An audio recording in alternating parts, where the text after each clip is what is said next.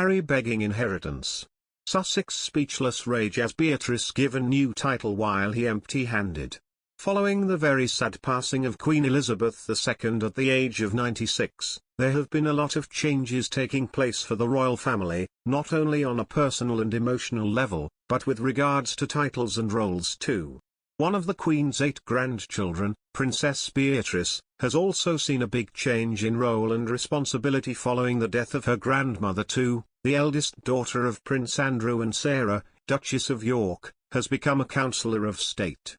As for what that entails, it means that Beatrice is now one of only 4 people who is able to act on behalf of, and fill in for, King Charles III when instructed to. Her new duties will include partaking in Privy Council meetings, signing documents and receiving the credentials of new ambassadors. Before Queen Elizabeth II's death, the required 4 councillors of state were her 2 sons, Prince Charles and Prince Andrew, and Charles' 2 sons, Prince William and Prince Harry.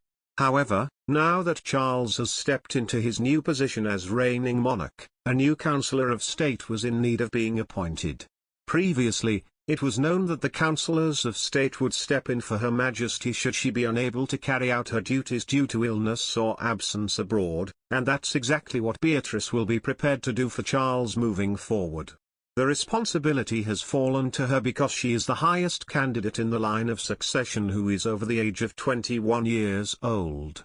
Currently, Princess Beatrice is 9th in the order of inheriting the throne. Despite not appearing in the line of succession, King Charles' wife of 17 years, Camilla, Queen Consort, is also able to fill in for her husband should she be instructed to. Recently, Beatrice's husband, Italian Count Edo Mozzi, shared a previously unseen image of the Queen and her husband of 73 years, Prince Philip, Duke of Edinburgh, along with giving an insight into how he and the princess were processing the loss of Her Majesty. The granddaughters of Queen Elizabeth were pictured outside Balmoral Castle on Saturday along with their father Prince Andrew, Princess Anne, Prince Edward and his wife Sophie Wessex, their daughter Lady Louise Windsor and Zara Tyndall and Peter Phillips. The touching snaps saw the sisters comforting one another as they looked at flowers left by the public outside Balmoral Castle. Princess Eugenie was seen shedding a tear at the display, as her father Prince Andrew put an arm around her in consolation. Returning to Balmoral after attending a short prayer service, the royals were dressed in all black. The crowd of onlookers broke out into applause as they waved to members of the public. Princess Beatrice and Eugenie were known to have a close bond with their grandmother, though they sadly could not make it back in time for her death, as Eugenie currently lives in Portugal with her husband Jack Brooksbank, and Beatrice was unable to fly to Balmoral.